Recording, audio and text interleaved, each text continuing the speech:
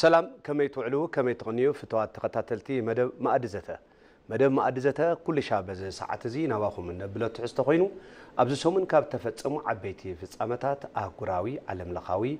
هلو كنتاتن كالوت قداتنا العلنا إهن مين نبللو مدبيو نلومون كم تلمدا أنا أبراهام اسكوالو كم لبه مسارحتي مكنا نبراه بمخان أبزي استديو ترخينا لنا كاب ساعات 10 تقلت جميرو كساب ساعات حدا أبز أنه فنونا مسانا تسأنيكم عبيت كونو قرات كم تعترو تسفان قبر مدما مزور يموتكم كاب إيتي بلامج كي تغيروا كم تحسسوا كنوكم دلي مو لو مزحزنا يوم عبيت أجناتات مجمع كلا لموكي طبعا بعد هالمساحة بعد حنا أنا حكم سمعتنا تختاتلتنا دما وقعنا بحدش عمت غلطشنا 10 شمنتنا سجاجرم قرم دحري ممرق هداسي قدبن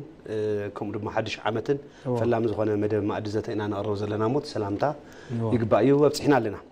زخبركم تملكتنا لو ميز حزنا يوم عبيتي أجندات ثلاثة قدات يوم كونوا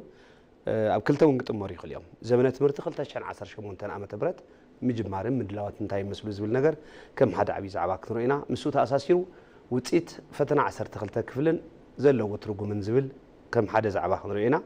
موداتها بسال سايبركز حزنا يا أجناد ما دحري من مرات هداسة قدب زلوا هلو كنتات هاجرنا على ما كنتات نتاي مسؤول زبل نجر أو استوصنا حسابات كنلاوت انفترينا مفلما نجورو مجمار زبنة مرت خلتها عشان 10 شمونتن مدلوقت نتاي مسؤول زبل نجر أو حسابات كنا همو أو زلنا رئيتو أنا نسخو من كنا كافل. طبعا. قرم نلبات أب زمن خلتش عن 10 شمونتن كل علم كلنا 5 فلات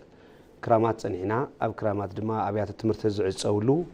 بركز بلو نجارات زوجا جنلو مدلوات زجورلو كم حدث هنساتات جميرو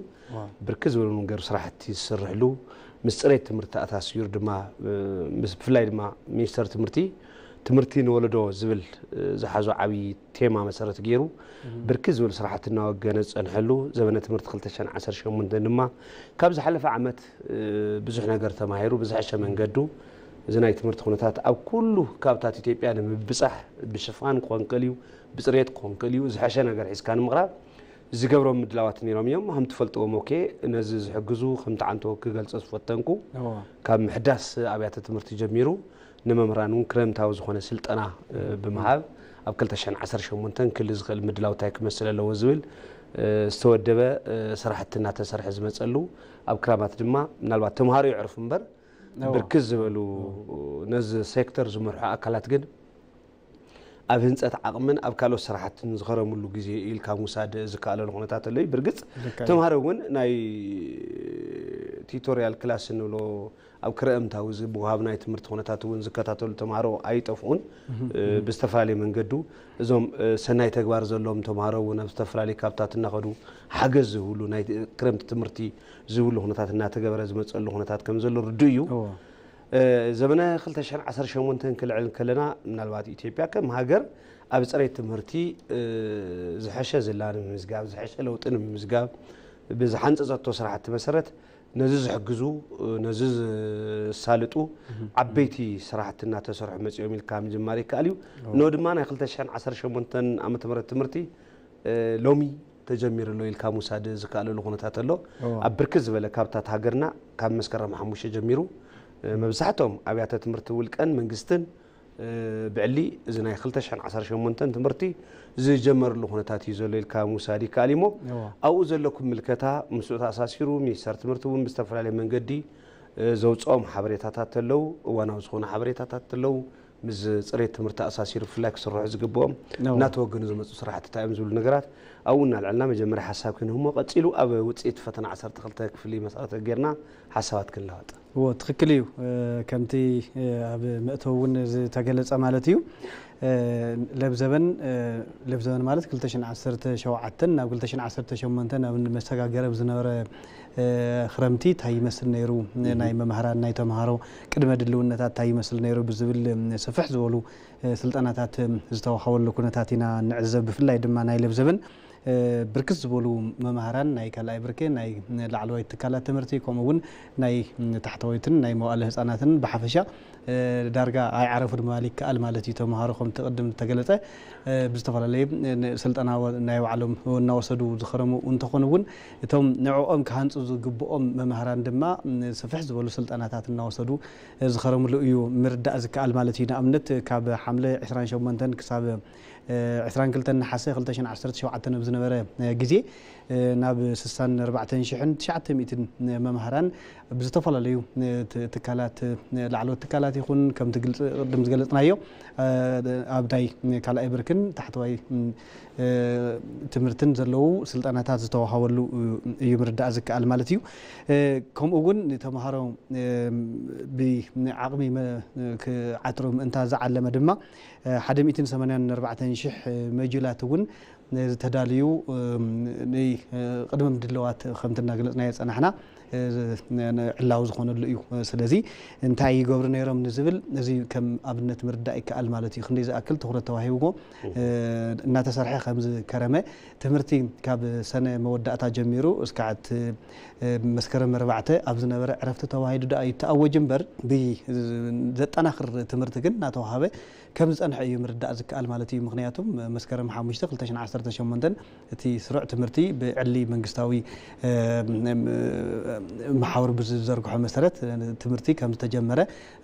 ዋላ ተተገለጸ ማለት እዩ ቅድሚኡ ግን ከምቲ እናገለጽናዮ ፀናሕና መጠናኸርታት ዝተዋሃበሉ ኩነታት እዩ ምርዳእ ንከኣል ማለት እዩ ካብ መንጎ እዚኣቶም ካብቶም ብርክስ ዝበሉ 64900 ሰልጠንቲ መምሃራን ድማ 2400 ከባቢታት ዝኾኑ ድማ ኣሰልጠንቲ እዮም ኣሰልጠንቲ እውን ምስኦም ሓቢሮም ሰልጢኖም ማለት እዩ ስለዚ ክድመርት ከሎ ናብ 68000 69000 ናብ 70000 ዝጽጋዕ መምህርን ከምኡውን ነቲ መምህር ዘሰልጥን እውን ከም ዳይሬክተር ክንብሎ ንኽእል ከም ኣብነት የምበር እሱ ጥራይ ክኸውን ዘይክኸውን ይኽእል እዩ ኣብ ትምህርቲ ኣብ ዘፈር ትምህርቲ ዝነጥፉ ኣካላት ምስኦም ሓቢሮም ስልጠና ከም ዝወሰዱ እዩ ምርዳእ ዝከኣል ማለት እዩ በዚ ድማ ኣብ መወዳእታ እውን ምዘና ዝተዋሃበሉ ኩነታት ኢና ንዕዘብ ማለት እዩ ጥራይ ተሰልጢንኩም ኢኹም ተባሂሎም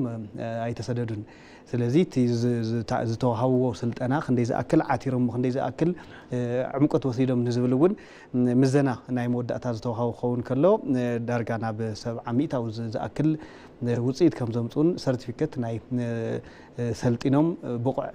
ትምህርቲ ከም ዝወሰዱ መረዳእታ ከም ተዋሃቡ እውን እቲ ዘሎ ሓበሬታ ንርዳእ ማለት እዩ እንታይ ከእዮም ሰልጢኖም እንድሕር ኢልና ጥራይ ሰልጢኖም ጥራይ ተይኮነስ ምስቲ ዘመኑ ዝዛመድ ንኣብነት ምስ ኣይቲ ዝተተሓዘ እውን ምስ ሳይንስን ቴክኖሎጂን ተተሓዘ ከምኡ እውን ዘመን ኣምፅእዎ ዘሎ ምስ ናይ artificial intelligence እውን ተተሓሒዙ ከምኡ እውን ምስ ናይ ተፈጥሮን ሰብ ሰራሕን ከመይ ጌርካ ምክልኻል ይከኣል ዝብል እውን ማሕለኻታት ምጽዋር ከመይ ይከኣል ምምሃር ምስትምሃር ብሓፈሻ ምስ ከባቢኻ ከመይ ጌርካ ትላመድ ዝብል ዓይነት እውን ከም ዘለዎ እዩ ናይ መምህራንን ኣመራርሓ ዝምልከትን እውን ኤፒዲኤም ተዘይተጋጌ ማለት እዩ ናይ ኤፒዲኤም ዓይነት እውን ናይ ትምህርታዊ መምሕደራ ዝምልከት እውን ዝተዋሃበሉ ኩነታት እዩ ዘሎ ማለት እዩ بحافش خرقت الله بركز ولو يجي مبالك على مالتي تغللا بحسب خرقت الله دما كاب سساك ساب 120 ساعات ون تمديو وزتوهاو مخاني نامنت تي 120 تبهاله ني لعلوت تكالات تمرتي كوني خليو نما اخلت تمرتي كوني خلي تحتواي كوني خلي بحافش ግን ከከም ከባቢኡ ከከም ዝምጥኖ ዓቕሚ ናይቲ ዘሎ ናይ ካብ መዋዕለ ህፃናት እስከ ለዓለዋይ ትምህርቲ እስከ ዩኒቨርሲቲ ማለት እዩ ካብ 60 እስከ 120 ሰዓታት ዝወደአ ትምህርቲ ከም ዝተዋሃበ ወይ ድማ ስልጠናት ከም ዝተዋሃበ ነዞም ናብ 70,000 ይጽጋዓ እዮም ዝወልናዮም ስልጠና ከም ዝወሰዱ ስለዚ እዚ ክርአ ተሎ ኣብ ክልተ ወርሒ ጥራይ ዘይኮነስ ኣብ ተወሰነ መዓልቲ ካብ 28 ሓምለ ክሳብ 22 ነሓሰ ኣብ ዘሎ ናይ ተወሰነ እዋናት ዋላዳ ይኹን እምበር እቲ ዝርግሐ ክርአ ተለና ግን ብጣዕሚ ሰፊሕ ምዃኑ ምርዳእ ንከኣል ማለት እዩ በዚ ምክንያት ድማ እቲ ብብቕዓት ዘለዎ ዝተማልአ ስልጠና ወሲዶም እቲ ትምህርቲ ምጅማር ከም ዝተኻኣለ ምርዳእ ዝከኣል ማለት እዩ ምስዚ እውን ኣብ بحمشت مسكرم كل تشن 10 شمونتن بعل تجمير زلو تمرتي بركز ولو ناب لعلي 4 مليون زأكل ተማሃራይ ከምቲ እናገለጽና ዘለና ዘጻናሕና ካብ ታሕተዋይ ካብ መዋዕለ ህፃናት ጀሚሩ እስከ ዓለዋይ ዩኒቨርሲቲ ዘለው ብዝተፈላለዩ መንግስታዊ ማለት እዩ ምናልባት ናይ ውልቀ እንድሕር ሓዊስናሉ ብሓፈሻ ዘሎ ናይ ዝርግሐ ኢትዮጵያዊ ተማሃራይ ብርክት ዝበለ ክኸውን ይኽእል እዩ ብመንግስቲ ደረጃ ግን ናብ 40 ሚልዮን ዝኣክል ካብ ታሕተዋይ ደረጃ እስካብ ላዕለዋይ ደረጃ ናብ ትምህርቲ መኣዲ ኣትው ከም ዘለዎም ዝተዋሃበ ምርዳእ ይከኣል ማለት እዩ ብፍላይ ድማ ምስ እውን ተተሓይዙ ናብ 7 ሚልዮን ዝጽግዑ ህፃውንቲ ድማ ብዝተፈላለዩ ምኽንያታት ካብ ትምህርቲ ረሒቆም ዝጸንሑ እዚኦም ድማ ናብ ትምህርቲ መኣዲ ክምለሱ ከም ዘለዎም እውን ዝተዋሃበ ጎስጓስ እውን ክግበር ከም ዘለዎ እውን ዝተዋሃበ መረዳእታ ዝረኸብናዮ እዩ ምርዳእ ንከኣል ማለት እዩ ስለዚ ናይ ለብዘብ ሚኒስትሪ ትምህርቲ ስፍሕ ብዝበለ ብዝተጠናኸረ መንገዲ ከይድታት ምንቅስቃስ እናገበረ ጸኒሑ እቲ 2018 ድማ ብዕሊ መስከረም 5 ጀሚሩ ኣሎ ስለዚ ነዚ መስል ምባል ይከኣል ብሓጺሩ ግርም መኮነን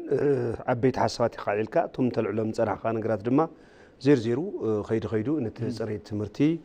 ከጎልብቱ ከጠንክሩ ከዕብዩ ከመሓሹ ዝኽእሉ ስጉምታት እናተወሰዱ ከም ዝመጹ ክረምታዊ ስልጠና ኢና ንዕዘብ ንኽእል ብፍላይ ከም ሃገር ምስ ዲጂታል ኢትዮጵያ ተኣሳሲሩ ኣብ ዝተተሓዘ ትልምን ውጥንን ኣብ ኩሉ ዘፈራት ትምህርቲ ሚኒስተር ሓዊሱ ሚኒስተር ትምህርቲ ሓዊሱ ኣብ ኩሎም ሴክተራት እንብሎም ብምልኦም እዚ ዲጂታል ኢትዮጵያ ብምታው መዳይ ዕቱብ ዝኾነ ስራሕቲ መንግስቲ ይሰርሕ ኣሎ ናይዚ ኣካል ዝኾነ ድማ ምናልባት ኣብዚ ክረምታዊ ዝተዋህቦም ስልጠና ንአይሲቲ መሰረት ዝገበረ ስልጠና መሃው ምዝ ተኣሳሲሩ ክግለጸሉ ዝኽእል ነቲ ጽሬት ትምህርቲ ድማ ናብ ዝሓሸ ደረጃ ክብ ከብል እዩ ተባሂሉ ካብ ዝወሰዱ ዓበይቲ ንጥፈታት ተገይሩ ዝወሰድ እሞ ፍላይ መንግስቲ ከም ሚኒስተር ትምህርቲ ነዚ ጽሬት ትምህርቲ ኣብ ምትእታውን ኣብ ምስላጥን ኣብ ምዕባይን ኣብ ምልዋጥን ብዕቱብ ይሰርሕ ዘሎ ከም ንፈልጦ ተዝደልዮ ነገራት ድማ በብትራክ ይመጽእ ከም ዘሎ ብዝተፈላለየ መንገዲ ዝገለጹሉ ኩነታት ኣሎ በዋናነት ኣብ ጽሬት ትምህርቲ ክንዕል ከለና ብርክት ዝበሉ ኮምፖነንት ኣለው ክማልኡ ዝግብኦም ካብዚኦም ሓደ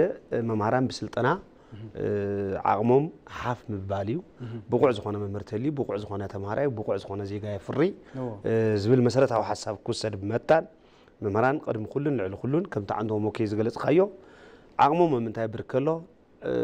ዝብል ንዓቕሞም ክዕቢ ዝኽእል ስልጠና ብምሃብ ስልጠና ምሃብ ጥራሕቲ ኣይኮነስ ንትወሰድዎ ስልጠና ብጭቡጥ ዓቲሮም ሞድዮም ሒዞም ሞድዮም ኢልካ ድማ ነዚ ተፍቲሽ ምግባር ወይ ምዘና ምግባር እውን ዓርሱ ዝኽኣለ ነቲ ጽሬት ትምህርቲ ዝወሃቦ ጠመተ መርኣያ ተገይሩ ክውሰድ ዝኽእል ከይዲ ኢልና ንወስዶ ንኽእልና ካብ ዝወፃእ መንግስቲ ምናልባት ነቲ ካሪክለም ንምዕራይ እውን ዝወስዶም ዘሎ ስጉምታት ርኢና እንተኾይና ዓበይቲ ስራሕቲ እናተሰርሑ እዮም ካብዚኦም ሓደ ናይ ተምሃሮ መፅሓፍቲ እቲ ዘበን ብዝጠልቦ ቴክኖሎጂ ማለት ካብ ጽባቐኦም ጀሚሩ ቅድም ቀዳድም ትሕዝቶኦም ብዋናነት እቲ መጽሓፍ ክህልዎ ዝኽእል ናይቲ ካሪክለም ክህልዎ ዝኽእል ትሕዝቶ ብዋናነት ካብ ወፃእ ግን መጽሓፍቲ ነቲ ዘበን ዝጠልቡ ካብ ሕትመቶም ጀሚሩ ዱራቢሊቲ ዘለዎም ዕድመ ክህልዎም ዝኽእል ነተምሃራይ እውን ንባዕሉ ሰጋህ ኢሉ ከንብቦም ሰጋህ ኢሉ ክሪኦም ብዘኽእሉ ብከለር ይኹን ብካልኦት ሕብርታትን ዝወቀው ክኾኑ ኣብ ምግባር ዓበይቲ ሚልዮናት በጀት መንግስቲ እናሰርሐሉ ዘሎ እዩ ንመጽሓፍቲ ኢሉ ዘውፅኦ ዘሎ ገንዘብ ቀሊል ነገር ኣይኮነን እዚ ምእንታን ከይዱ ነቲ ጽሬት ትምህርቲ ሓደ ኣካል ተገይሩ ስለ ዝወሰድ እውን እዩ ነተምሃሮ ዝቐርቡ መጽሓፍቲ ጽፈት እንተልይዎ ቦቢሉ ዝጽሬት ትምህርቲ ንብሎ ንብህጎ ጽሬት ትምህርቲ እውን ምምልኡ ኣይተርፍን ዝብል ከም ሓደ ኣንፈት ተታሒዙ ስለ ዝኸድ እዩ ካሊእ ምናልባት ምዚ ተኣሳሲሩ እዚ ጽሬት ትምህርቲ ክንብል ከለና ብርክት ዝበሉ ነገራት የማሊእና ንብል ዘለና ካሊእ ንተምሃሮ ዝኸውን መጻወቲ ሜዳ እውን ንባዕሉ ሓደ ኣካል ናይቲ ጽሬት ትምህርቲ ስለ ዝኾነ እኹል ዝኾነ ሜዳ እኹል ዝኾነ መጻወቲ ምስ ኣካላዊ ጥንካሮኦም ጥዕናዊ ጥንካሮኦም ተኣሳሲሩ መፍራይ ዜጋ ክነፍር ተኾይና ንቑሕ ዝኾነ ተምሃራይ ንቑሕ ዝኾነ ዜጋ ክፍጠር ተኾይኑ ኣብዚ ናይ ስፖርት መጻወቲ ሜዳታት እውን ከይቐረየ ጽፈቶም ዝሓለዉ ኣብ ምግባር ኣብ ምስራሕ ምዝ ናይ ዓንቶ ክገልጾ ዝጸናሕኹ ትምህርትን ትውልዲ ምስ ዝብል ዓብዪ ፕሮጀክት ተኣሳሲሩ ኣብ ሕድ ኣብያተ ትምህርቲ እዚ ንምምላእ ብዓብዩ እናተሰርሐሉ ዝመፀ እዩ ልካ ከምቲ ከተማ ኣዲስ ኣበባ ንሪኦ ዘለና ምስ ልምዓት ኮሪደር ተኣሳሲሩ በብከባቢኡ ቅዋዝ ዝኾኑ ሜዳታት ዝስራሕ ዘለው ኣብያተ ትምህርቲ እውን ናይ ባዕለን ንተማሃሮን ክኾኑ ዝኽእሉ ንኹሉ ንኩዕሶ ሰኪዔት ንበሎ ንኩዕሶ እግሪ ንበሎ ንመረብ ኩዕሶ ንበሎ ካልኦቶም ከማልኡ ዝኽእሉ ምፅራይ ትምህርቲ እውን ክተኣሳሰር ዝኽእል ስለ ዝኾነ እዚ ምምላእ እውን ዓበይቲ ስራሕቲ እናተሰርሑ ዝመፅሉ ኩነታት ኣለዉ ብኣብርኡ እቲ ስልጠና ዝበልና ይዓንቶ ማለት እዩ ካሊእ ፅፈት ዝሓለዎ ቤተ ፈተነ እውን ክህሊ ምግባር ተምሃሮ ብዘይግለ ሰኸፈት ፅሬቶም ዝሕልውሉ ጥዕና ተልዩ ትምህርቲ ክተሳልጥ ትኽእል ጥዑይ ዜጋ ተዘይልዩ ናይ ስርዓት ትምህርትካ እውን ከይዲ ትምህርትካ እውን ክበላሾ ክዝረግ እውን ክለ ዝኽእል ኣፌክት ክገብሮ ስለ ዝኽእል ጥዑይ ዝኾነ ዜጋ ክህሊ ንምግባር እውን ብፍላይ ኣብያተ ትምህርቲ ቤተ ሻቅ ወይ ቤተ ፈተነ ንብሎ እዚ እውን ፅፈት ዘለዎን ፅሩይ ክኸውን ምግባርን ነቲ ፅሬት ትምህርቲ እውን ዝሕግዝ ስለ ዝኾነ ኣብዚ መዳይ እዚ እውን ብዕቱብ መንግስቲ ይሰርሕ ኣሎ ከም ዘሎ ብዝተፈላለየ መንገዲ ዝግለፀሉ ኩነታት ኣሎ ካሊእ ንተምሃሮ ዝኸውን መምርሒ ሓገዝ ንብሎ እዩ ትምህርቲ ብመምርሒ ሓገዝ ክሕገዝ ከሎ ብዝበለፀ ይቐልል ብዝበለፀ ድማ ተምሃሮ ቀሊል ብዝኾነ መንገዲ ክርድኦም ይገብር ስለዚ መምርሒ ሓገዝ ዝተማልአለን ኣብያተ ትምህርቲ ክህልዋ ብናውተን እውን ዝተማልአ ክኾና ካብ ወንበር ጀሚሩ ጠረጴዛ ጀሚሩ ኩሉ ኢኩፕመንት ኩሉ ፅፈት ዘለዎ ክኸውን ምቸት ዘለዎ ክኸውን ኣብ ትምህርቲ ግዜ ሓጎፅጎፅን ህራስን ካሊእ ፀገማትን ካብ ዘምፁ ብዝሐሸ መንገዲ ትምህርቶም ክከታተሉ ዝኽእሉ ዝተማልአ ክኸውን ምግባር ብዝተኻለ መጠን ብፍላይ ኣብዚ ሕዚ ከም ትፈልጦ መንግስቲ ጥራሕቲ ኣይኮነስ ማሕበረሰብ እውን ብዕቱብ እናሰርሐሉ እዚ ናይ ወምሕ ንብሎ ወለዲ መምህራን ሕብረት ዝበሃል ኣብዚ ኢዶም እትዮም ወለዲ እውን ኣካል ናይቲ ፕሮጀክት ኮይኖም ናይዚ ትምህርቲ ናይ ትውልዲ ፕሮጀክት ኣካል ኮይኖም ካብታ ዘላቶም እናዋፁ እዞም ንብሎም ዘለና ደፍተር ወንበር ጠረጴዛ ካልኦት ናውትታት እውን ክማልኡ ኣብያተ ትምህርቲ ዝገብርዎ ዘለዉ ፃዕሪ ከም ሓደ ዓብዪ ነገር ኢና ንወስዶ ካሊእ ቤተ ንባብ እዩ ቤተ ንባብ እውን ወሳኒ ተምሃሮ ስለ ዝኾነ ምስ ፅሬት ትምህርቲ እውን ከይዱ ኺዱ ዝተኣሳሰር ስለ ዝኾነ ዝተኣሓዝ ስለ ዝኾነ ኣብያተ ትምህርቲ እኹል ዝኾነ መፅሓፍቲ ክህልወን እኹል ዝኾነ መፅሓፍቲ ጥራሕ ከይኮነ ተምሃሮ ምቹው ብዝኾነ መንገዲ እቲ ቴክኖሎጂ ብዝጠልቦ ሕዚ ዓንቶ ክተልዕሎ ፈቲንካ ኢኻ ሞኬ ዘለናሉ ዘበና ኣርቲፊሻል ኢንቴሊጀንስ ዝበፃሕናሉ ከይዲ እዩ ዘሎ ካብቲ ነባር ዝኾነ ኣጠቃቕማና ወፂና ናይዚ ዲጂታል ኢትዮጵያ እንኸዶ ናይ ቴክኖሎጂ ስዳሮታት እውን ምስኡ ክንስጉም ክንናበብ ስለ ዘለና ነዚ ዘማልአ ቤተ ንባብ ክህሊ ምግባር እውን ብኦዲዮ ይኹን ብቪድዮ ዝተሓገዙ ቤተ ንባብ ክህሉ ብዝተኻለ መጠን ምስ መዳርግቲ ኣካላት ከም ዩኔስኮ ዝበሉ ካልኦት ኣካላትን ኮይንካ ብምትሕባር ዝግበር ዘሎ ዓበይቲ ስራሕቲ ከም ቀሊል ጌርካ ዝውሰዱ ኣይኮኑን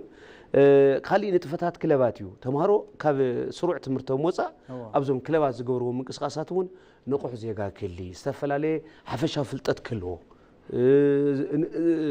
ዜጋታቱ ዝፈቱ ሃገሩ ዝፈቱ ወለዱ ዝፈቱ ንእምነቱ ጥቡቕ ዝኾነ ነተሓሳስቡ ጠንካራ ዝኾነ ሞጓቲ ዝኾነ ትውልድ ክፈርት ኮይኑ ካብ ስሩዕ ትምህርቲ ወፃእ እውን ጎና ጎና ኣብ ዝወሃቡ ናይዞም ክለባት ንብሎም ትምህርቲ እውን ዓብዪ ሓጋዝ ምዃኑ ተፈሊጡ ምስ ፅሬት ትምህርቲ እውን ብቐጥታ ዝተኣሳሰር ምስቲ ምዃኑ ኣብዚ እውን ብዓብዩ ዝስርሐሉ ዓብዪ ስራሕቲ ከም ዘሎ ኢና ምውሳድ ንኽእል ሞኬ ምናልባት እዞም ዘውዕሎም ዘለኹ ብርክት ዝበሉ ነገራት ምዝርዛር ይከኣል ይኸውን እዩ ዘርዚር ግን እዞም ኩሎም ንብሎም ዘለና ምስቶም ክረምታዊ ስልጠና ተሓዋዊሱ ዝወሃቡ ዘለዉ ናይ ዓቕሚ ምዕባይ ስራሕቲ ኩሎም እዚኦም ሓዊሱ ኣብ ፅሬት ትምህርቲ ዝሐሸ ውፅኢት ንምምፃእ መንግስቲ ዝኸደም ዘሎ ከም ሓደ መርኣያታ ጌርካ ዝውሰድ እዮም ኢልካ ምውሳድ ይከኣል እሞ 2018 ተጀሚሩ ኣሎ ዚርዚሩ ፅሬት ትምህርቲ ክለዓል ከሎ ብሓደ ዓመት ወይ ብክልተ ዓመት ኢልካ ትዛዝሞ ጉዳይ ኣይኮነን ናይ ነዊሕ ግዜ ፕሮጀክት እዩ ናይ ነዊሕ ግዜ ከይዲ እዩ ብኡ ልክዕ ብዙሕ ገንዘብ ይሓትት ብዙሕ ምስብሳብ ይሓትት ብዙሕ ናይ ምቅንጃው ንብሎ ምውዳድ ስራሕቲ ዝጠልብ ስለ ዝኾነ ብዘመቻ ጥራሕ ትውድኦ ነገር እውን ስለ ዘይኮነ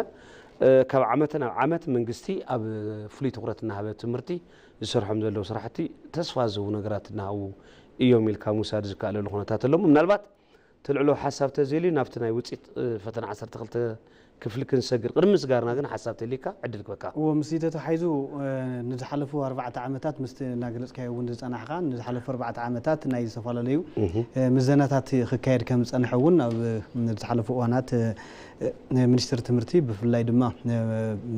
ሚኒስትር ትምህርቲ ፕሮፌሰር ብርሃኑ ነጋ ካልኦት እውን ናይ ተፈላለዩ ሓለፍትታት እውን ዝሃብሉ መግለፅታት ኢና ንዕዘብ ማለት እዩ ብፍላይ ድማ ሕዚ ዘለዋ ናይ ኣብነት ናይ መንግስቲ እንድሕር መፂና ናብ 42 ዩኒቨርሲቲታት ከም ዘለዋን እንድሕር ቀጻሊ ዘለዎ ጽፈተን ድሕር ዘይረጋጊጽን ናብ ታሕተዋይ ናብ ኣዳሪ ትምህርቲ ዝወርዳሉ ኩነታት ከም ዘሎ ኣንፈት ተዋሃበሉ ኩነታት እዩ ዘሎ ማለት እዩ ናይ ውልቀ ድማ ናብ ልዕሊ 500 ዝኾና ጠቕላላ ኣብዚ ሓለፉ 4 ዓመታት ተመዝጊበን ከም ተጻርያ ካብዚአን ግን ዳርጋ እቲ ክራይተሪያ ናብ መጀመርያ ናብ 390 ወሪደን ካኡናላ ናበላ ናብ 290 ኢለን ተን ትክክለኛ ጥሬት ዘማላ ዝተባሃላ ግን ናብ 3 ምዃነን እዩ ክራይተሪያ ዘማላ ወይ ድማ ረቋሕታት ዘማላ ተባሂሉ ናብ 290 ዝጽግዓ እቲ ዕድል ተዋሂብዎን ከስተኻኽላ ከም ዘለዎን ዝሐሸ ከም ዝኾና ካብኡ እንድሓር ዘለዋ ግን እቲ ንኣብነት ናይ እቲ ካምፓስ ዝብል ዓይነት ዘይክልዎን ይኽእል ሽም ሒዘን ግን ካምፓስ ዘይክልዎን ይኽእል ካብ ዋና ካብ ቦታ እናተንቀሳቐሳ ተኻርየን ህንፃ ትምህርቲ ክባይ ይኽእላየን ግን ክማልኦ ዝኽእላ ንኣብነት ናይ ወንበር ክኸውን ይኽእል ናይ ሞጁላት ክኸውን ይኽእል ዝበልናዮ ዓንተ ወይ ናብ 180 ገለን ሽሕ ተዳልዩ ዝበልናዮ ዓይነት ሞጁላት ዝስሑ እዚ ዘይክልዎን ይኽእል እዩ እቲ ናይ ኢትዮጵያውነት ዝብል መንፈስ ዘስርጽ እውን ዘይክኸውን ይኽእል እዩ በዚ ተነጺረን ናብ ተን ትክክለኛ ረቋሕ ዘማልኣ ኳሊፋይድ ኮይነን ተባህላ ናብ 3 ጥራእየን ተባሂለን ጠቕላላ ግን ከማልኣ ተባሂለን ድማ ዕድል ተዋሂብዎን ዘሎ 290 ምዃነን እዩ ምርዳእ ዝኽእል ካብኡ ዝተረፋ ግን ዳርጋ ናብ ምስራር ዝኽየደሉ ከም ምዃኑ እዩ ካብ 500 ጠቕላላ ኣብ ዝሓለፉ 4 ዓመታት ብዝተገበረ ናይ ዳግም ምዘናን ዳግም ናይ ምጽራይ ናይ ዳግም ናይ ምምዝጋምን ማለት እዩ ስለዚ ታይና ንርኢ ብክንደይ ዝኣክል ጽሬት ትኩረት ተዋሂብዎ ከም ዘሎ እዩ ናይ ውልቀ እውን ኣብ ምንታይ ብርኪ ይርከባ ናይ መንግስቲ እውን ተን ዩኒቨርሲቲ ዝበላ ተን ልዕሊ ደረጃ በፂሐን ዝነበራ እንድሕር ዘይስተኻኺልን ናብ ታሕቲ ክወርዳ ከም ዘለዋ ናብ ሃይ ስኩል ዝብል ደረጃ ክወርዳ ከም ዝኽእላ ስለዚ ክንደይ ዝኣክል ትኩረት ከም ዝተዋሃቦ ይምርዳእ ዝከኣል ማለት እዩ ስለዚ ነዚ ተረዲኦም ኣብቲ ቦታ ዝነጥፉ ኣካላት ማለት እዩ ሰብ ብጽሒት ብርክት ዝበሉ እንዲ ብሓፈሻ ናይ ትምህርቲ ክግለጽ ከሎ ኩሉ ወለዶ ዝሃንጽ ከም ምዃኑ መጠን ወለዶ ኣስተኻኺልና ክነሰጋግር ሃገርና እውን ትጠልቦ ምስ ዘሎ ናይ ዘመነ ሳይንስን ቴክኖሎጂን ብፍላይ ድማ ኣብዚ ሕዚ እዋን ዓለም ዝጥቀመሉ ዘሎ ናብ ዝለዓለ ብርኪ እናተሸጋገረ ዘሎ ክንወዳደር እውን ስለዘለና ምስ ናይ ህዋ ሳይንስ ክኸውን ይኽእል ምስ ናይ አርቲፊሻል ኢንተለጀንስ እውን ክኸውን ይኽእል ስለዚ ምስ ዝያት ተታሒዙ ንዕኡ ዝምጥን ክኸውን ከም ዘለዎ እዩ እቲ ኣንፈት ተታሒዙ ዘሎ ማለት እዩ ስለዚ ዩኒቨርሲታት መንግስታዊ ዩኒቨርሲታትን ናይ ውልቀ ትካላት ላዕለዎት ዩኒቨርሲታት እውን ዝሓለፉ 4 ዓመታት ብዝግበር ዘሎ ክትትል ክሳገራ እንድሕር ኮይነን ዘድለውን ፀገማት ክፈትሓ እንድሕር ክኢለን ጥራይ ብዝብል ተዋሃበ ኣንፈት እውን ስለ ዘሎ ብመንግስቲ ማለት እዩ ብሚኒስተር ትምህርቲ ምስ ኣብ ሚኒስተር ትምህርቲ ተታሒዞም ምስ ናይ ምዘና ክኸውን ይኽእል ምስ ተፈላለዩ ሴክተር ኣካላት ዝምልከቶም ኣካላት እውን ዝሓለፈ ክረምቲ ዝግበር ዝነበረ ናይ ክትትልን ናይ መምርሕን መጠንቀቕታን ዝተዋሃቦም ስለ ዘሎ በዚ ኣንፈት ገይሮም ክኸዱ ከም ዘለዎም ኣነ ናይ መንግስቲ እየ እሞ ማንም ኣይደፍረንን ዝበሃል ክኸውን ከም ዘይኽእል ካብ ዩኒቨርሲቲ ዝብል ደረጃ ወይ ስታተስ ናብ ሃይ ስኩል ዝብል ደረጃ ክወርዳ ከም ዝኽእላ እተን ናይ ውልቀ ድማ ኮሌጅ እየሞ ወይ ድማ ዩኒቨርሲቲ ዝብል ሽም ተዋሂቡ እንደሎ እዩ ዩኒቨርሲቲ ኮሌጅ ዝብል ሽም ተዋሂቡ እንደሎ እዩ እሞ ዝነኽአኒ የብለይን ዝብል ከም ዘይኮነ እስካዕ ምስራዝ ክኽየድ ከም ዝኽእል እዚ ተረዲአን ኣበርቲዐን ክሰርሓ ከም ዘለዎን ዝተዋሃበ አንፈት እውን ስለ ዘሎ እግረ መንገድ እውን ምስቲ ምጅማር ትምህርቲ ተታሒዙ እውን እንተዘኻኽርናዮም ጽቡቕ እዩ ዝብል እዩ ኣብርሽ ግረም ትክክል ኢኻ ሙኬ ዝርዝሩ ንፅሬት ትምህርቲ ዝኽፈል ዋጋ ብዓብዪ ይስርሐሉ ከም ዘሎ ዘርኢ ምናልባት ቅድም ክብል ዝመፀናሉ መንገዲ ኣብ ዝርግሐ ትምህርቲ ዓብዪ ሽፋን ነይሩ ክኸውን ይኽእል እዩ ኣብ ፅሬት ትምህርቲ ግን ኣብዚ እቶ ዝበሃል ስራሕቲ የተሰርሐን ዝብል ገምጋም ሕሉፍ ገምጋማት ነይሮም እዮም ነዚ መሰረተ ጊርማት ሕዚ ትገልጾ ዝፀናሕኻ ናይ መንግስቲ ዩኒቨርሲቲ ከቀረያ ከማልኦ ዝግበአ ነገር ተዘይማልየን ናብ ሓዳር ቤት ትምህርቲ ዝወርዳሉ ናብ ካልኦት ነገራት እውን ቦርድ ስኩል ንብሎ ናብ ደረጃ ዝወርዳሉ መጠንቀቕታ ከም ዝተዋሃበ ዝተቐመጠሉ ኩነታት ኣሎ ትምህርቲ ናይ ፍልጠት ማኣዲ እምበር መነገድ ክኾን የብሉን ዝብል ነገር ኣንፈት ዝሕዝ ይመስለኒ ትክክል ድማ እዩ መብዛሕትአን ኮሌጃት ርኢና እንተኾይና ምስ ፅሬት ትምህርቲ ኣሳሲሩ ማንም ዝብሎ እዩ ብርክ ዝበለ ዝብሎ እዩ ናይ ትምህርቲ ውፅኢት ይኹን ካልኦት ነገራት ብገንዘብ ትገዝአሉ ብደለልቲ ትገዝአሉ ትሽምተሉ ፍልጠት ተልካ ግን ኣልቦ ባዶ ዝኾነሉ እቲ ዜጋ ናብየናይ ዓይነት ኣንፈት ይኸይድ ከም ዝነበረ ናይ ቀረባ ግዜ ዝኽርታትና ስለ ዝኾኑ እዚ ንምጽፋፍ ተባሂሉ ከም ሚኒስተር ትምህርቲ ዝወስዶም ዘሎ ስጉምታት ትክክለኛን እዋናውነት ዝሓለዉ የሚልካ ሙሳድ ይካል ይመስለኒ ሞ ናብቲ ናይ ፈተና 12 ክፍሊ ክንሰግር ውጽኢት ፈተና 12 ክፍሊ ለብዘን ማለት 2017 18 ታይ መስል ዝብል ነገር ሱተን ርኢ ጽቡይ ጥቡቅ ኣካል ዜር ሕዝቡን ኣብቲ ናይ ስርዓት ፈተናና እውን ቅድም ሕዚ ነበረ ናይ ካይዳ ፈተና ምስ ሕዚ ተቀይር ዘሎ ናይ ፈተና ካይዳ ሕዝቡን ከይዱ ጽሬት ትምህርቲ ንምርጋጽ ብዘካይዱ ኣንፈታት ብዝ ገርሕ መንገዲ ይስራሕ ዘሎ ኢልካ ሙሳድ ይካሊሞ ቅድም ሕዚ ነበረ ናይ ፈታትና ስርዓት ሕዚ ንክተሎ ዘለና ናይ ፈታትና ስርዓት ተምሃሮ ምናልባት ብሚሄደ ክብሎ ተጻጽዮም ብደንቢ ክሓልፉ ንምግባር ዝግበር ዘሎ ከይድታት ጥንክር እናበለ ዝኽር ዘሎ ምዃኑ ምርኣይ ይካል እዩ ዝሓለፉ ተምሃሮ ብፐርሰንታል ተሪኻዮ ናብ 31 ሚእታዊ ተዘይተጋጊ ዝኾኑ ጸብለልታ ውጽኢት ዘርእዩን ክሓልፉን ዝኽኣሉ ዕድል ከም ዘሎ ብሚእታዊ ተሪእናዮ ግን ሕዚ እውን ካብ ተፈተኑ ተምሃሮ 8.4 ሚእታዊ ጥራሕዮም ክሓልፉ ክኢሎም ልዕሊ 50 እቲ መሕለፊ ዝበሃል ውጽኢት ከምጽኡ ክኢሎም ሶ 8.4 ካብ ሚእቲ ማለት ብጣዕሚ ተፈቲኖም ዝሓለፉ ሒደት ተምሃሮ ሚልካ ሙሳድ ይካል ብሓፈሻ 48,000 ልዕሊን ዝኾኑ ተምሃሮ ሓሊፎም ኣለዉ ዝብል መእተው ነጥቢ ረኺቦም ኣለዉ ዝብል ጸብጻቢ ካብ ሚኒስተር ትምህርቲ ክቐርብ ጸኒሖሞ ከይዱ ዝጽሬት ትምህርቲ ንምርጋጽ ሕዝቡን መንግስቲ ብዕቱ ይሰርሐሉ ከም ዘሎ ፈተናታት ከምቲ ናይ ቅድሚ ሕዚ በቀሊሉ ቆባቤሉ መንገዲ ስርዓት ዘይብሉ ጠገለ ዘይብሉ ዓይነት አካይዳ ከይኸውን ልዑል ዝኾነ ጥንቃቐ እናተገበረ ዝመጸ ብውጽኢቱ ድማ ከም እንሪኦ ተጻፊፎም ዝሓልፉሉ መንገድታት እናተፈጠረ ይመጽእ ከም ዘሎ ዝተገለጸሉ ኩነታት እዩ ዘሎ እሱ እዩ ዘርእየና ትውጽኢቱ ባዕሉ ዘርእየና ዜር ናብ ሃይ ስኩል ይኹን ናብ ዩኒቨርሲቲ ይኹን ናብ ካልእ ደረጃ ዝሓልፉ ተምሃሮ ሕዝቡን ብቁጥሮም ውሕዳት ኮይኖም ዝሐሸ ነጥቢ ዘለዎም ጸብለልታ ዘለዎም ነጥቢ ከምጹ ኣብ ምግባር ዓርሱ ዝኻለ ስራሕትና ተሰርሐ ከም ዘሎን ብኡልክዕ መንግስቲ ድማ ትዝደልዮ ትራክ ናብቲ ዝደልዮ መንገዲ ይኣቲ ከም ዘለውን ዝገለጸሉ ኩነታት ኣሎ ኢልካ ሙሳድ ይካሊሞ ኣብኡ ትብሉ ሓሳብ ተል ይቕበለካ ሞኬ ወከምቲ ናገለጽና የጸናሕና ናይ ለብ ዘበን ዝሓለፉ 3 ዓመታት ክበሃል ብዝኽእል ብሓፈሻ ትዝነበረ አካይዳ ብዝቕይር መንገዲ እናተኸየደ ዝርከብ ማለት እዩ ብፍላይ ድማ ቅድም ክብል ብሙሉእ ብናይ ኣናሎግ ወይ ድማ ብወረቐት ዝወሃበሉ ኩነታት እዩ ነይሩ ኣብ ዝሓለፉ ናይ ለብ ዘበን ሓዊሱ ማለት እዩ ዝሓለፉ 3 ዓመታት ግን አካይዳ ዝተቐየረሉ ኩነታት ኢና ንዕዘብ ንኣብነት ኣብ ዩኒቨርሲቲ ንተወሰኑ መዓልትታት ኮይንካ ትፍተነሉ ብኮምፒውተራይዝድ ዝኾነ ትፍተነሉ መስርሕ ኣብ ቀረባ ዝተጀመረሉ ኩነታት እዩ ዘሎ ሙሉእ ምስ ናይ ዘለናዮ ናይ ቴክኖሎጂ ዓቕምና ዝምጥን ሙሉእ ዋላ ክእተው ተዘይተኸኣለ ብርክት ዝበለ ኣብ ዩኒቨርሲቲ ኣትዩ ብኮምፒውተራይዝድ ዝኾነ ከምኡ ድማ ብዝጥዕም መንገዲ ኣብ ኮሌጃት እውን ከከም ከባቢኡ ዝተኻየደሉ ኩነታት እዩ ዘሎ ምክንያቱ ዓቕሚ ዘይብሎም ከባቢታት እንድሕር ኮይኖም ምስ ናይ ኢንተርኔትን ኮምፒውተርን ዘይኽእሉ እንድሕር ኮይኖም ምስ ቴክኖሎጂ ዝተዋሃዱ እንድሕር ዘይኮይኖም ከም ዓቕሚ መሰረት ስለ ዝኾነ ብወረቐት ዝኾነሉ ኩነታት እዩ ዘሎ ብሓፈሻ ክርአ ተሎ ግን ካብ 23 ሰነ ክሳብ 8 ሓምለ ዝተኻየደ ናይ ከይዲ ፈተና ብማሕበራዊ ሳይንስን ብተፈጥሮ ሳይንስን ብዝበሃል ማለት እዩ ወይ ድማ ናቹራል ሶሻልን ብዝብል ብዝተኻየደ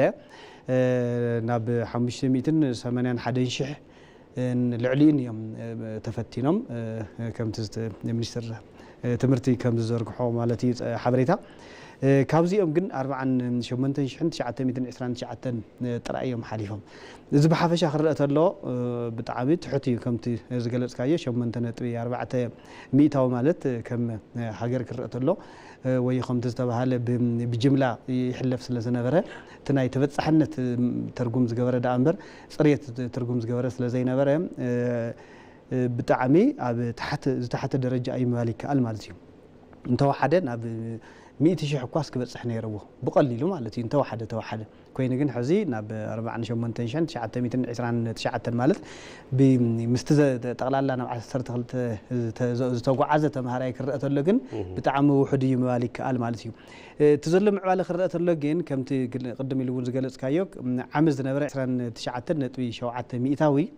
እዩ ነይሩ ማለት እዩ ለብዘበን ግን ኣብዛ ዓመት ማለት እዩ 31.67 ሚእታዊ እዩ ስለዚ ናይ ተወሰነ ናይ ሰለስተ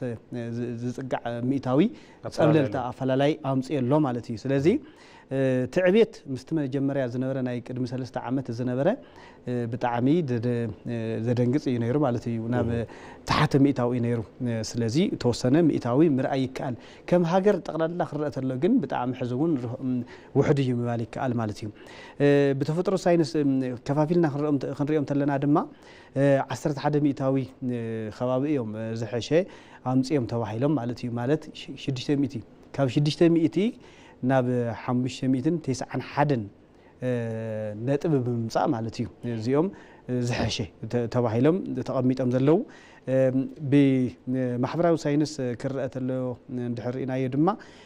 ካብ 600 562 ተምሃሮ እዮም ናብዚ ደረጃ በጽሖም ማለት እዩ ብነጥብ ክረአ ተሎ ድማ ወይ ድማ ብፐርሰንታይል ክረአ ተሎ ድማ 5.2 ሚእታዊ እዮም ጠቅላላ ካፍቶም 48929 ጠቅላላ እዚኦም ብዝሐሸ ጸብለልታ ነጥቢ ናብ 600 ካብ 600 ክጽምቕ ከሎ እዚኦም ይመስሉ ማለት እዩ ብሓፈሻ ካብ 500 ድማ ልዕሊ 500 ኣምጽኦም ክንደዮም ንዝብል ድማ 2384 ተምሃሮ እዮም ካብ 500 ንላዕሊ ማለት እዩ ስለዚ እዚ ክረአ ተሎ ካብዞም 581,000 ዝኣክል ካብዚ ኩሉ ተፈታናይ 2384 ካብ 500 ንላዕሊ ማለት ብጣዕሚ ውሕድ እዩ ማለት ይከኣል ክረአ ተሎ ከምቲ ዝተገለጸ ኮይኑ ግን ከምቲ ሕዚ መጽኡ ዘሎ ናይ ካይዳ እናገለጽናዮ እውን ከም ዝጸናሕና ናይ ኣንፈት ወድማ ናይ ፖሊሲ ለውጡ እውን ምባል ይከኣል ማለት እዩ ናይ ኣፈታትና ከይዲ ዝሐሸ ስለ ዝኾነ እዚኦም እውን ንቐጻላይ እናሓሸ ከይዲ ብዝብል ምባል ይከኣል ማለት እዩ ምክንያቱ እቲ ኣካይዳ ተጀሚሩ ዘሎ ካብ ዝሓለፉ 4 ዓመታት ብፍላይ ድማ ዝሓለፉ 2 ዓመታት ብደንብ እናተሰርሐሉ ብትኩረት እውን እናተሰርሐሉ ስለ ዘሎ እዚኦም እዮም እቶም ዝሐሸ ነጥቢ ተባሂሎም መጽኦም ዝነው ቅድም ክብል ግን ብብዝሓት ዝሓልፈሉ ኩነታት ነይሩ ዝሓልፈሉ ዝነበረ ኩነታት ግን ናይ ኣፈታትና ስታይል ወይ ድማ ከይዲ እናተቀየረ ስለ ዝመጽ እዩ ምባል ይከኣል ማለት እዩ ጽሬት ትምህርቲ ምትሓዝ እዩ ስለዚ እቲ ከይዲ ጽሬት ምስትና ቅድምና ገለጽና የጸናሕና ክረምታዊ እንታይ እናተገበረ ነይሩ ክንደይ ዝኣክል ጻዕርታት እናተገበረ ነይሩ ዝብል ምስቲ ድምር ውጽኢት ስለ ዝኾነ እቲ ቁጽሪ ውሕድ ዋላ ተኾነ ግን ንኣብነት ኮርያ እንድሕሪና ክፍተኑ ተለው ወለዲ ጸሎት እዮም ዝቕመጡ ይባሃል ክንደይ ዝኣክል ሓያል ፈተና ከም ምዃኑ ኮርያ እንድሕሪናያ ድማ ኣብዚ ሕዚ እዋን ኣለዋ ካብ ዝበሃላ ምዕበላት ሃገራት ክበሃል ዝኽእል ብፍላይ ድማ ቴክኖሎጂ ንዓለም ብምቕራብን ናይ ቴክኖሎጂ ውጽኢት ዝኾኑ ኣብ ሕድሕድ ገዛና ናብ ሕድሕድ ኢድና ንጥቀመሎም ናይ ቴክኖሎጂ ውጽኢታት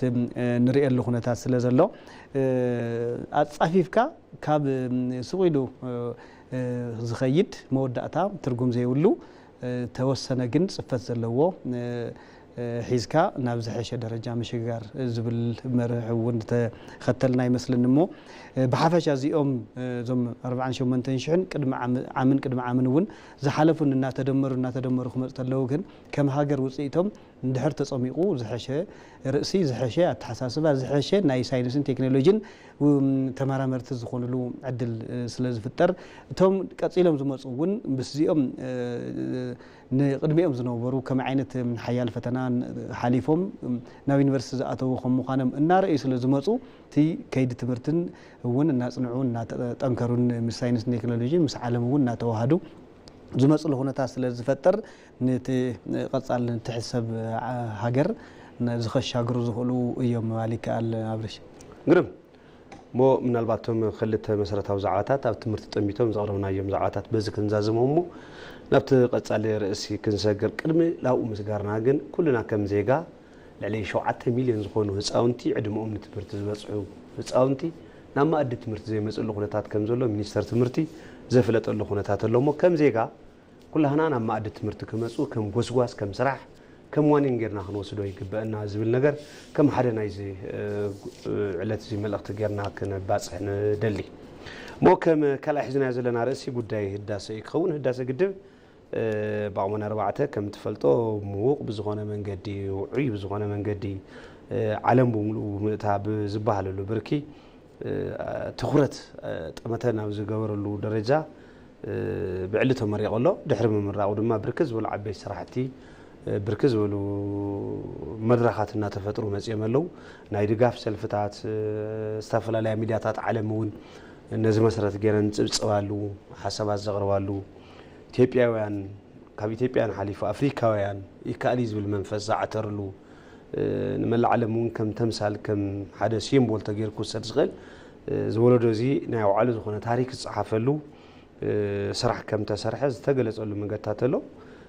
ብርክት ዝበሉ መራሕቲ ሃገራት እውን ብኣካል ዋላ እኳ ይረኸቡ እንኳዕ ደስ በለኩም ዝብል መልእኽቲ ግን ክሳብ ሕዚ ከም ሃገር ንኢትዮጵያ ከም ቀዳማይ ሚኒስትር ዶክተር ኣብይ ኣሕመድ እውን እናገለጹ ዘለውሉ ኩነታት ኣሎ ምናልባት ኣብ ዝተፈላለዩ ክልላት እውን ትዕዘብዎ ኮይንኩም ሞኬ ዓበይቲ ናይ ድጋፍ ሰልፍታት ይካየድ ኣለዉ ምክንያቱ እዚ ህዳሴ ጀሚርና ምውዳእ ማለት ፈታኒ ነይሩ ምክንያቱ ብናይ ኢትዮጵያ ናይ ባዕሎም ዓቕሚ ናይ ውሽጢ ገንዘብ ዝስራሕ ምስ ምዃኑ ዝፍትን ነይሩ ግን ድማ ኢትዮጵያን ሓቢሮም ጠንኪሮም ሓደ ልቢ ኮይኖም ሓደ መንፈስ ኮይኖም ኣብዚ ፕሮጀክት እዚ ስለተረባረቡ ኣብ መወዳእታ ዝፈርሕዎ ዘይከኣል ድኾን ይከኣል ድኾን ዝብል ስጋኣትን ፍርሕን ዝነበሮ ዓብዪ ፕሮጀክት ግን ተዛዚሙ ንሆ ናብ ምረቓ ዝበፅሐሉ ኩነታት ኣሎ እሞ ነዚ ሓጎሶምን ደስተኦምን ዝገልፅሉ ንመንግስቲ ድማ ከምዚኦም ዝበሉ ካልኦት ዓበይቲ ፕሮጀክታት እውን የድልዩና እዮም ዝብል መልእኽቲ ዘለዎም ዓበይቲ ናይ ድጋፍ ሰልፍታት ኣብተን በብከባቢኡ ይካየድ ኣለዉ ዜሮ ዝህዳሴ ገድብ ንብሎ ከምቲ ዓንቶ ዝገለፅኽዎ ካብ ዝነኣሰ ክሳብ ዝዓበየ ናይ ዓዲ መራሒ ንብሎ ኩሉ ካብታ ዘላቶ ሳንቲም ወዲ ሳንቲም ኣዋፂኡ ቦንድ እናገዝአ ብሕብረት ይህን ሚን እናተባሃለ ዝሰርሖ ዓብዪ ፕሮጀክት ስለ ዝኾነ እዚ ፕሮጀክት እዚ ክህልዎ ዝኽእል ተስፋ ድማ ዓብዪ ቀሊል ነገር ኣይኮነን ብርክት ዝበሉ ነገራት ምዕባል ይከኣል ተስፋታቱ ዓበይቲ እዮም ካብ ትሕዝ ዘለዎ ነዘ ድሓር ከምፅኦም ዝኽእሉ ዓበይቲ ዝኾኑ ረብሓታት ዓበይቲ እዮም እዚኦም ግምት ብምእታው ድማ ከምዚኦም ዝበሉ ፕሮጀክታት ቀፀልቲ ክኾኑ መንግስቲ ዝኸደ ስጉምቲ ዝነኣድ ምዃኑ ዝገልፀሉ መንገድታት ኣለዎ እሞ ህዳሴ ማለት ንኢትዮጵያ ምስሊ ዝቐየረ እዩ ኢትዮጵያውያን ከምዚ ዓይነት ፕሮጀክት ምስራሕ ይከኣል እዩ ዝብል መንፈስ ጥራሕ ኣይኮነ ናይ ኢትዮጵያ ምስሊ እውን ብብርኪ ዓለም ዘለዋ ተደማፅነትን ኣብ ዲፕሎማሲ እውን ዋዕላ ዓውዲ ዝቐየረ ማርሽ ዝቐየረ ዓብዪ ስራሕ ኢልካ ምውሳድ ዝከኣለሉ ኩነታት እዩ እሞ እዞም ሕዚ ዘለዉ ደገፋት እዞም ሕዚ ዘለዉ ድምፅታት ዜሩ ናይቲ ፅቡቕ ሰናይ ስራሕ ውፅኢት እዮም ኢልካ ምውሳድ ዝከኣለሉ ኩነታት እዩ ዘሎ ካብ ሓይሊ ካብ ፀዓት ሓሊፉ ብርክት ዝበሉ ነገራት ኣለዎ ባውርኡ ህዳሴ ትስራሕ ተሎ ሓይሊ ኤሌክትሪክ ንምፍልፋል ዋላ እኳ እንተኾነ ምስኡ ተኣሳሲሮም ዝመፁ ግን ብርክት ዝበሉ ረብሓታት ስለ ዘለዎ ንበል ኣብ ቀፃሊ ሕዚ ብምህርቲ ዓሳ ልዕሊ 240 ኪሎ ሜትሮ ዝድቅስ ማይ ስለ ዝህሊ ወይ ዝፍጠር ባሕሪ ስለ ዘሎ ኣብዚ ንጋት ተባሂሉ ተሰይሙ ዘሎ ውህሉል ማይ ልዕሊ 240 ኪሎ ሜትር ኣብ ዝህሊ ቦታ ብዘመናዊ ዝኾነ መንገዲ ብጥንቆቕ ዝኾነ ኣሰራርሓ እዚ ናይ ዓሳ ምህርቲ ተካይድሉ ትኾንካ ዓብዪ ሃፍቲ ዓብዪ ፀጋ እዩ በዚ እውን ብምግቢ ዓርስኻ ምኻል ይኹን ሰደደ ምግባር ይኹን እዞም ናይ ዓሳ ዓበይቲ ፋብሪካታት እዞም እናሰርሓኻ እናዓሸካ ተቕርበሉ ካሊእ ናይ ኢኮኖሚ ዓውዲ ዝፈጥረሉ ዓብዪ ተስፋ ምዃኑ ምግላፅ ይከኣል እዩ ምርኣይ ይከኣል እዩ ብመዳይ መጓዓዝያ እውን ከባቢ 240 ኪሎ ሜትር ንውሕ እንተልይዎ ናይ ጀልባ ትራንስፖርት ናይ ዓበይቲ መራኽብ ትራንስፖርት እውን ተካይደሉ ተሳልጠሉ መንገዲ እናተፈጠረ ዝመፀሉ ዓብዪ ተስፋ ኣሎ ብቱሪዝም እውን ከምኡ ዓበይቲ ደሴታት እናተፈጠሩ መፅኦም እዮም ብርክት ዝበሉ ኣብዘን ደሴታት እዚአን ክስርሑ ዝኽእሉ ሎጅ ናይ መዘናግዒ ቦታታት ካልኦት ነገራት እናተሰርሑ ንበፃሕቲ ዓዲ እውን ካሊእ ኣማራፂ ኮይኑ ዝመፀሉ ዕድል ኣሎ ግን ህዳሴ ተሰሪሑ ኣሎ ህዳሴ ተዛዚሙ ኣሎ ካሊእ ህዳሴ የድልየና እዩ ሕቶ የብሉን ነቲ ዘሎ ተሰርሐ ህዳሴ ግን ዕድሙ ነዊሕ ክኸውን ዘላቒ ክኸውን ምግባር ድማ ብኣውርኡ ክስራሕ ዝግብኦም ዓበይቲ ስራሕቲ ድማ ገዛዕ እዩ እውን ቀፃሊ ኣለውና ኢልካ ምውሳድ ዝከኣል እዩ ሞኬ ምናልባት ከም ትፈልጦ ከምዚ ዓይነት ዓበይቲ ግድባት ሓደ ስጋኣቶም ደለል ምምላእ እዩ እሞ ብደለል ከይምላእ ድማ ኢትዮጵያ ከም ሃገር ሒዛቶ ዘላ እዚ ናይ ሓምላዊ ኣሰር ኣትክልቲ ናይ ምትካል እዚ ናይ ሓምላዊ ኣሰር ስራሕቲ ብዝተጠናኸረ መልክዑ ክቐፅል ኣለዎ ዝብል ነገር ብፍላይ ናብ ህዳሴ ቀረባ ዝኾኑ መፋሰሳት እዚኦም ኣብ ካብታት ዘሊ እዚ ናይ ትሬሲንግ ስራሕቲ እዚ ናይ ግድብ ስራሕቲ እዚ ናይ ሓመድን ማይን ዕቀባ ስራሕቲ እዞም ናይ ኣግራባት ከምዚኦም ዓይነት ስራሕቲ ምስራሕ ብመዓልቱ በብግዚኡ መንግስቲ ናይ ማሕበረሰብ ክፍሊ ብዕቱብ ክሰርሐሉ ዝግብኦ ካሊእ ዓብይ ገዛዕዩ ኢልካ ሙሳድ ይካልዩ ምክንያቱ ዓለምና ዘሎ ዓበይቲ ዳማት ወይ ግድባት ንሪኦም ተሓደ ዘጥቅዖም ደለል እዩ ልዕሊ ተሰርሕሉ ነቲ ደለል ምውፃእ እውን ዝወፅእ ገንዘብ ኣለዎ ካሊእ ዝሓተካ ህልክታት ኣለዎ እዚ ከይኾን ብኣግኡ ማሕበረሰብ ከም መንግስቲ እውን ትኩረት ሂቡ ክሰርሐሉ ከም ዘለዎ ምርኣይ ይከኣል እሞ ሃገራዊ ምስልና ምቕያር ናይ ባዕሉ ዝኾነ ዓብይ ግደ ኣለዎ ያው ህዳሴ ማለት ናይ ሕድሕዲ ኢትዮጵያዊ ልቢ ኣእምሮ ገዛ ዘንኳዕኳዐ ዓብይ ፕሮጀክት እዩ እሞ በዚ መንገዲ ህዝቢ ደስቱ ሓጎሱ እናገለፀ ዘለሉ ገና ካብቲ መንፈስ እውን ዘይወፃእናሉ ኩነታት እዩ ዘሎ ስቲል ዝቕፅል እውን ይመስለኒ ገና ዝቋረፅ እንተይኮነስ ቀፀልቲ ሰሙናት እውን ናይ ህዳሴ መንፈስ እቲ ቫይቭ ዝቕፅለሉ መንገድታት ከም ዘሎ የከርደ ንስኽእል ሞክያኡ ዝሓስካዮም ሓሳባት ተልዩ ምናልባት ዕድል ክበካ ዓብይ ግድብ ህዳሴ ክንሓስብ ከለና ብዙሕ እዩ ምባል ይከኣል ማለት እዩ ከምቲ ዝገለፅካዮ ብፍላይ ድማ ንዝሓለፉ ኢትዮጵያውያን ብዘይማ እናዘየምሉ ዝነበሩ ሓዘኖም ዝገልፅሉ ዝነበሩ ዝኩሉ ዝኣክል ሃፍቲ ሒዝካ 80 ሚእታዊ ዝኣክል ሃፍቲ ማይ ካብ ውሽጢ ዓዲ ሒዝወና ኸደ ሓመድ እውን ሒዝወና ኸደ ንሕና ግን ዘይንጥቀመሉ ብዝብል መንፈስ ብርክስ ዝበሉ ድምፃውያን ዘዘይምሉ ኩነታት እዩ ዘሎ ቅድሚቲ ምጅማር ማለት እዩ ብርክስ ዝበሉ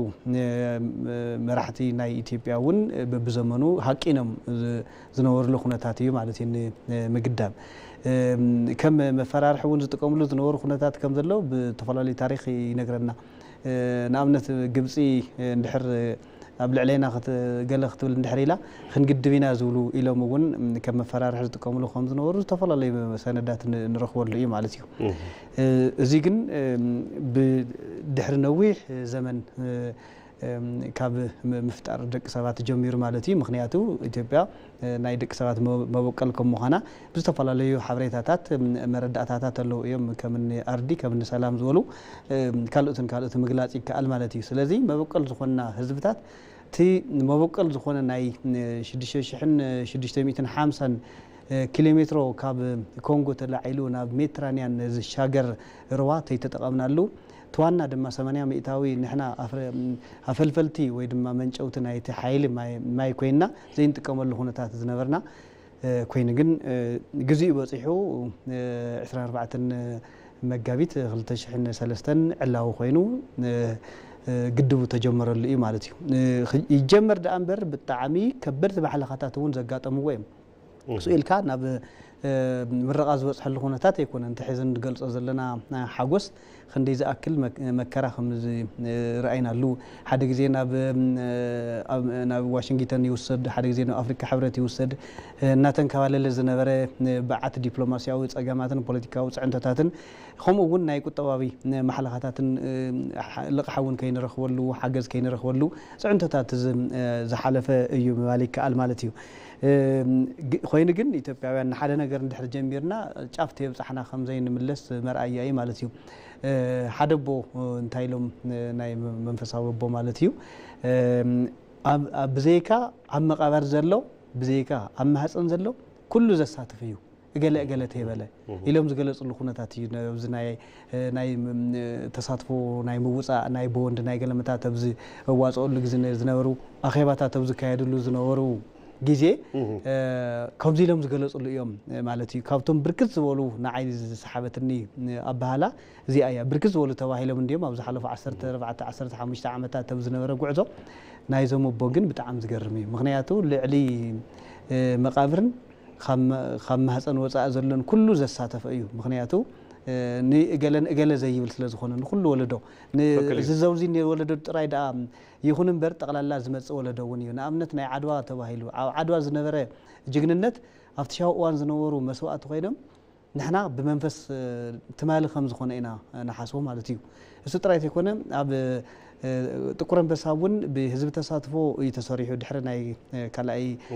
ጣልያን መጽኡ ኣብ ዝነበረ ኩናት ናይ ብላክ ላይን አርሚ ወይ ድማ ጥቁር አንበሳ ሰራዊት ዝበሃል ብጀነራል ሙልጌታ ዝምራሕ ዝነበረ ዘይተበተነ ን5 ዓመት ዝነበረ ኩናት ናይ ኩናት ናይ ማይጨው ዝነበረ ኩነታት ስዒቡ ካብኡ አንሳሒቦም ንምዕራብ ኢትዮጵያ እናበሉ ናብ ማእከል ኢትዮጵያ እናበሉ ናብ ምብራቅ ኢትዮጵያ እናተንቀሳቀሱ ተይተበተነ ጸንሐ ሰራዊት በብኸባቢኡ እውን ተበቲኑ ከከም ኩነታቱ እናተዋግኡ ዝነበሩ ሃርበኛታት ድሕሪ 5 ዓመት ናይ ጻኒሒት ናይ ጣልያን ካብ ኢትዮጵያ ክወጽ ምስተገበረ ብድሕሪኡ ነዚ መዘከርታ ዝኸውን ተባሂሉ ናይ ብላክ ላይን አርሚ ወይ ድማ ናይ ጥቁር ሰራዊት ተባሂሉ ዝጽዋዕ ወይ ድማ ጸላም ሰራዊት ተባሂሉ ዝጽዋዕ ዝነበረ በሻውዋን መዘከርታ ዝኸውን ብምትሕባር ካብ ህዝቢ እዩ ጥቁር አንበሳ እውን ሆስፒታል ተሰሪሑ ማለት እዩ ስለዚ ታይና ንርኢ በብዘመኑ ኢትዮጵያውያን ተሓባቢሮም ዝሰርሑ ከም ዝነበሩ እዋኑ ዝጠልቦ እና ተሓባቢሮም ይሰርሑ ከም ዝነበሩ ኣብቲ ናይ ዓድዋ ዝበልናዮ ኣብቲ እዋኑ ዝጠልቦ ኣብ ኩናት ተሳቲፎም ንዘመናት እንናፍቆ ዝነበርና ድማ ብሕብረት ብሓባር ኮይኖም ከበድቲ ማሕለኻታት ዋላ ተጋጠሙ ዛዚምና የለና ማለት እዩ ሓፈሻ ብኩሉ ኩነታት ዘሎ ምርዳእ ይከኣል ማለት እዩ እስካብሎም መዓንቲ እቲ ስምዒት እናወሰኸ ከም ዘሎ እቲ ሰልፍታት እውን ናይ ድጋፍ ሰልፍታት እውን በብኸባቢኡ ካብ አዲስ አበባ ጀሚሩ ኣብ ኩሉ ከባቢታት ከተማታትን እናተኻየደ ከም ዘሎ ኣብ ከባቢታት ገጠር ዘሎ ድማ ብትዝኽእሎ ሓሳቡ እናገለጸ ከም ዘሎ ምርዳእ ዝከኣል ማለት እዩ ኣብ አዲስ አበባ ዩኒቨርሲቲ ናይ አርኪኦሎጂ ተመራማሪ ፕሮፌሰር ሙልጌታ ፍስሓ እውን ካብቶም መጽሓፍ ዝሕተምዎ ምስ ካልኦት ናይ አዲስ አበባ ዩኒቨርሲቲ ተሓባቢሮም ዝሕተምዎ ኣባይ ሓደ ናይ 6 ነይሮምና መባጽሕቲ ሕዚ ድማ ናብ መበል ሻውዓይ ሓደ ቱሪስት ዴስቲኔሽን ወይ ድማ መባጽሕቲ ኮይነሎ ኢሎም ዝገለጽዎ ኩነታት እውን እዩ ዘሎ ምስ ናይ ሚዛን ከባቢ ኣብ ምሕላውን ስነ ምህዳር እውን እንድሕሪናዮ እቲ ካብቲ ከባቢ ከም ዝገለጽናዮ ናብ 245 ኪሎ ሜትር ዝትርጋሕ ሓድሽ ቃላይ ተፈጢሩ ኣሎ ኣብዚ ቃላይ ካብኡ ዝወጽእ ሃፋ ናይ ከባቢ ሚዛን ናይ ምስትኽኻልን ሚዛኑ ዝሓለወ ዝናብ ንኽንረክብ እውን ዝጠቕመና እዩ ጽቡቓት ሓሳባት እዮም ተልዒሎም ተመልከተና እውን ብልካ ዓበይቲ ቁም ነገራትን ሓሳባትን ወሲዶም ከም ዝኾኑ ናብ ገዛኦም ኮይኖም ድማ ይህን ንኽብሉ ዘኽእሉ ሓሳባት ከም ዝረኸቡ ተስፋ ንገብር እሞ ዜሩ ነዚ ዓብዪ ፕሮጀክት እዚ ዝሓሰቡ ዝጀመሩ ዘሳገሩን ዝዛዘሙን ዓብዪ ሞሳ ይግብኦም ኢልካ ውሳድ ይከኣል ሞኬ በዚ ንዛዝሞ ግርም ዝኸበርኩም ተኸታተልቲ መደብ ማኣዲ ዛተ ንሎሚ ሒዝናዮም ዝነበርና ሰለስተ ዓበይቲ ዛዕባታት መሰረት ጌርና ይህን ክንብል ጸኒሕና ከምቲ ንምዝኻር ዝኣክል ኣብ ጉዳይ ምጅማር 2018 ዘመነ ትምህርቲ መሰረት ጌርና ከምኡ ድማ ውጽኢት ፈተና 12 ክፍሊ ታይ ይመስል ዝብልን ትርጉሙ ኸታ እዩ ኣብ ዝብሉ ዛዕባታትን ብሳልሳይ ብርኪ ድማ ምራቕ ህዳሴ ግድብ ስዒቡ ዘለው መንፈሳትን ድባባትን ታይ ይመስሉ ዝብሉ ነገራት አልዒልና ሓሳባት ክንላወጥ ጸኒሕና